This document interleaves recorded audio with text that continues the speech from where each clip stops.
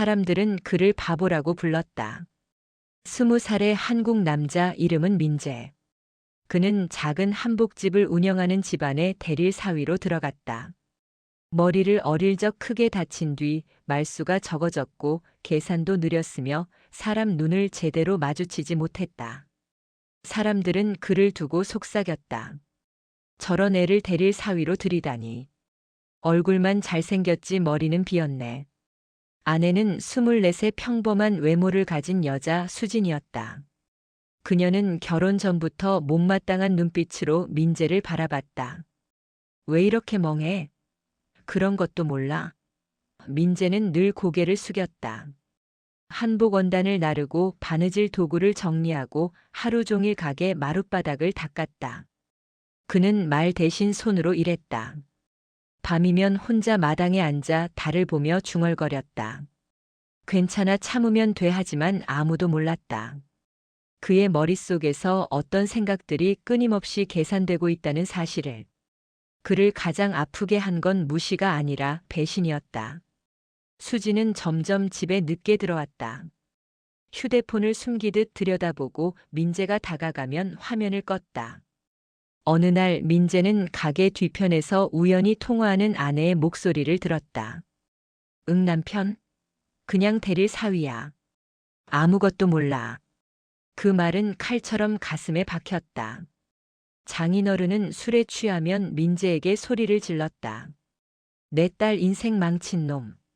먹여주고 재워주니까 고마운 줄 알아. 장모는 밥상을 툭 내려놓으며 말했다. 머리 나쁜 건 죄야. 알아? 민재는 매번 죄송합니다만 반복했다. 그러던 어느 밤 수지는 결국 이혼 서류를 던졌다. 나 이런 인생 못 살아. 너랑 있으면 답이 없어. 민재는 아무 말도 하지 못했다. 종이 위에 번진 글자만 멍하니 바라봤다. 그는 또 한 번 버려지고 있었다. 운명은 가장 비참한 날 조용히 다가왔다. 이혼 후에도 민재는 당장 갈 곳이 없었다. 며칠 동안 가게에서 마지막 심부름을 하다 쫓겨나듯 나왔다. 그날 비가 내리고 있었다. 한복집 앞에 고급 승용차 한 대가 멈췄다. 검은 우산을 쓴 노신사와 젊은 여성이 내렸다. 대기업 회장이었다. 딸과 함께 한복을 맞추러 온 것이다. 그 순간 젊은 여성이 돌계단에서 미끄러졌다. 야! 민재는 본능처럼 몸을 날렸다. 미끄러지던 여인의 손목을 정확히 잡고 다른 손으로 허리를 받쳤다. 괜찮으세요? 그 짧은 순간 회장은 민재의 눈빛을 봤다. 멍해 보이지만 이상하게 맑고 깊은 눈. 그는 묘한 느낌을 받았다. 젊은이 이름이 뭐지? 민재는 고개를 숙였다. 민재입니다. 그날 이후 회장은 종종 한복집을 찾기 시작했다. 그는 바보가 아니었다. 단지 아무도 물어보지 않았을 뿐이었다. 회장은 어느 날 민재와 차를 마셨다. 요즘 경제 뉴스 보나? 민재는 잠시 침묵하더니 조용히 말했다. 원가 구조가 너무 비효율적입니다. 회장은 눈을 크게 떴다. 민재는 종이에 숫자를 적기 시작했다. 유통단계, 인건비, 해외 원단 수입 구조, 환율까지. 막힘이 없었다. 이건 누가 가르쳐줬나? 민재는 고개를 저었다. 혼자 생각했습니다. 검사를 해본 결과 그는 사고 후유증이 아니라 비범한 계산 능력을 가진 천재형 두뇌였다. 회장은 즉시 민재를 데려갔다. 이 집에서 나와라. 내가 책임지마. 그리고 민재는 회장 딸과도 자연스럽게 가까워졌다. 그녀는 따뜻한 눈으로 말했다. 아버지가 사람 잘 본 것 같아요. 그는 처음으로 존중받고 있다는 느낌을 받았다. 회장은 민재를 해외 유학 보내고 경영 수업을 붙였다. 민재는 밤을 새워 공부했다. 그를 믿어주는 사람이 처음이었다. 회장 딸은 늘 말했다. 무리하지 마세요. 이미 충분히 잘하고 있어요. 민재는 조금씩 웃기 시작했다. 몇 년 뒤 그는 회장 회사의 핵심 전략가가 되었고 결국 둘은 결혼했다. 신문 일면을 장식했다. 천재 경영인 신화. 민재는 속으로 생각했다. 나는 이제 도망치지 않아도 되는 사람이 됐구나. 그는 세상을 상대로 자신의 능력을 증명했다. 민재는 공격적으로 해외 시장을 공략했다. 기술 투자, 브랜드 재정비, 유통 구조 혁신. 회사의 가치는 몇 배로 뛰었다. 세계 언론이 보도했다. 한국의 숨은 천재. 그는 이제 세계 무대의 인물이 되었다. 하지만 그의 마음 한켠에는 늘 떠오르는 얼굴이 있었다. 한복집, 그 집, 그를 버렸던 사람들. 그는 소리치지 않았다. 대신 시장이 말하게 했다. 민재는 직접 나서지 않았다.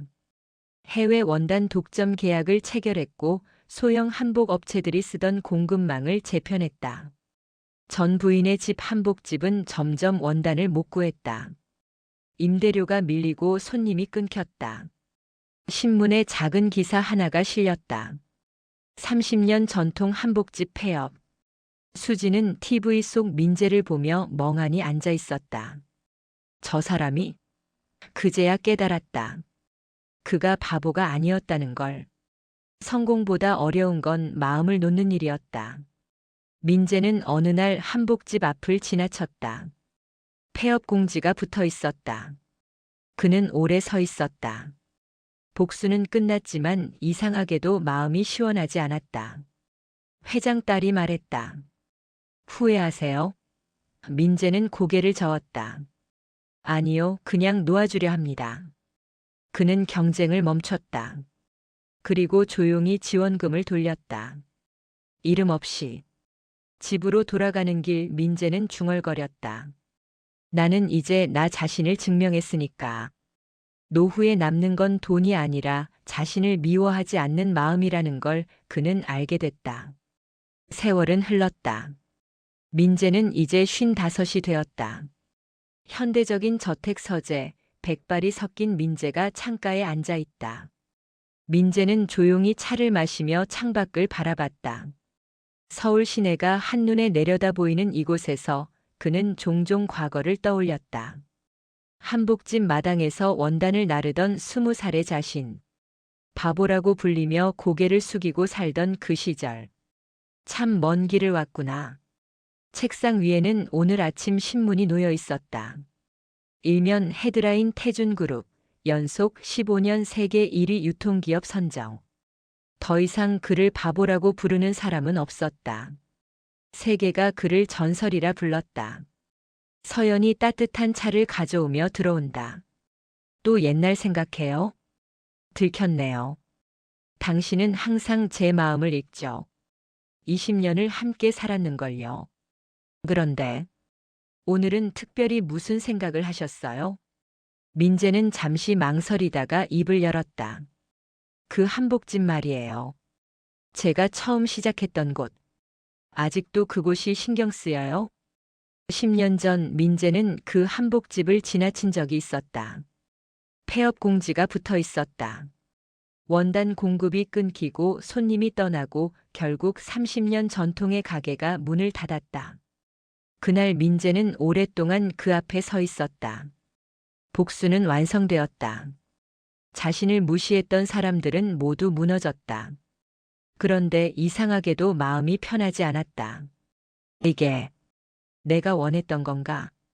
그때 깨달았어요. 복수는 아무것도 채워주지 못한다는 걸. 그래서 당신이 그 일을 하신 거죠? 민재는 고개를 끄덕였다. 10년 전 그날 이후 그는 조용히 움직였다. 이름을 밝히지 않고 재단을 통해 어려운 전통 공예인들을 지원하기 시작했다. 한복집뿐만 아니라 도자기, 자수, 나전칠기. 사라져가는 모든 전통 기술자들에게 손을 내밀었다. 민재의 재단은 지난 10년간 2,300여 명의 전통 공예인을 지원했다. 그 중에는 한때 자신을 무시했던 사람들의 후손도 있었다. 그날 민재의 사무실에 한 여성이 찾아왔다. 수진이었다. 20년 만에 재회였다. 그녀는 많이 변해 있었다. 주름진 얼굴, 수척한 몸. 화려했던 젊은 날의 모습은 어디에도 없었다. 민재 씨. 아니, 회장님. 저 찾아와도 될까 해서. 앉으세요. 침묵이 흘렀다. 수지는 한참을 말을 잇지 못하다가 마침내 입을 열었다. 제가 정말 잘못했어요. 당신이 바보가 아니라는 걸. 아니, 당신이 얼마나 특별한 사람인지 그때는 몰랐어요. 괜찮아요. 오래전 일이에요. 괜찮을 리 없잖아요. 저는 당신을 그렇게 무시하고 버리고 부모님도 그렇게 대했고 죄송해요. 정말 죄송해요. 눈물이 수진의 뺨을 타고 흘렀다. 민재는 조용히 그녀를 바라봤다. 과거라면 분노가 치밀었을 것이다.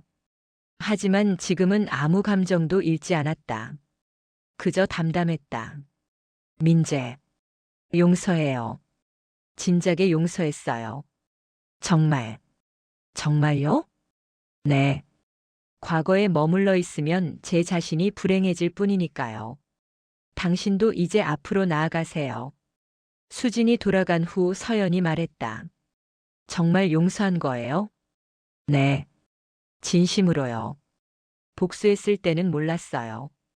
하지만 시간이 지나고 보니 가장 큰 복수는 그들을 무너뜨리는 게 아니라 제가 행복해지는 거더라고요. 아빠, 오늘 학교에서 아빠 이야기 배웠어요. 무슨 이야기? 아빠가 어렸을 때 힘들었지만 포기하지 않고 세계 1위 기업 만든 이야기요. 민재는 아이들을 바라보며 생각했다. 이것이 진짜 성공이라고. 사랑하는 가족, 존경하는 아내, 자신을 자랑스러워하는 아이들. 돈이나 명예가 아니라 이것이 진짜 부였다. 민재는 자녀들에게 종종 자신의 이야기를 들려줬다. 과장하지 않고 솔직하게.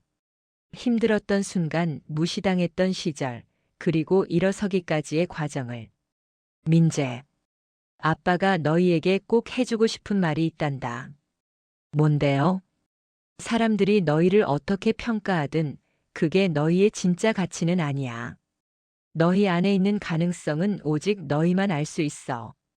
그러니 절대 포기하지 마. 아빠처럼 저희도 성공할 수 있을까요? 성공의 기준은 사람마다 달라. 중요한 건 내가 내 인생을 살고 내가 사랑하는 사람들을 행복하게 하는 거야. 그게 진짜 성공이란다. 민재는 오래된 사진 한 장을 꺼냈다. 20살의 자신. 한복집 마당에서 찍은 사진이었다. 고개를 숙이고 수줍은 표정으로 카메라를 보던 그 청년. 고생 많았어. 그때는 힘들었지? 하지만 봐. 우리 이렇게 잘 살고 있잖아. 그는 사진을 소중히 앨범에 넣었다. 과거를 부끄러워하지 않았다. 오히려 자랑스러웠다. 그 모든 고통이 지금의 자신을 만들었으니까. 민재는 자신의 재단을 방문했다. 희망의 씨앗재단. 그가 10년 전 설립한 곳이었다. 회장님, 이번 달 신청자가 237명입니다. 모두 전통 공예 분야 종사자들이에요. 모두 도울 수 있나요? 예산이 조금 빠듯하지만 가능합니다. 좋아요. 모두 돕죠. 제가 추가 기부하겠습니다. 민재는 자신이 번 돈의 70%를 사회에 환원했다. 그에게 돈은 이제 목표가 아니라 수단이었다. 더 많은 사람을 돕기 위한. 사람들은 나를 성공한 사람이라고 부른다. 세계 1위 기업을 만든 사람이라고. 하지만 내가 생각하는 진짜 성공은 따로 있다. 나를 사랑하는 사람들과 함께하는 것. 과거의 나 자신을 미워하지 않는 것. 그리고 누군가에게 희망을 주는 것. 그게 진짜 성공이다. 화면 서연이 다가와 민재의 어깨에 손을 얹는다. 무슨 생각해요? 고맙다는 생각이요. 당신이 내 곁에 있어줘서. 저야말로 감사하죠. 당신 덕분에 진짜 사랑이 뭔지 알았으니까요. 두 사람은 손을 잡고 함께 노을을 바라봤다.